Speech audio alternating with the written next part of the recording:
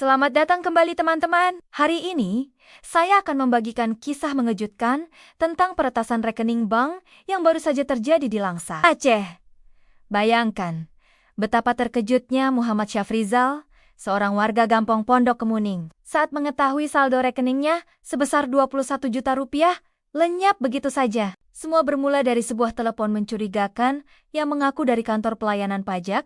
Modusnya sangat rapi pemirsa. Pelaku yang mengaku bernama Bagus ini bahkan mengetahui detail lengkap korban mulai dari nama, alamat, hingga data perusahaan. Mereka mengarahkan korban untuk mengunduh aplikasi M-Pajak palsu dan memasukkan data pribadi. Yang mengkhawatirkan, hanya dengan memasukkan nik, nama, dan tanggal lahir, para peretas ini berhasil mengakses rekening korban.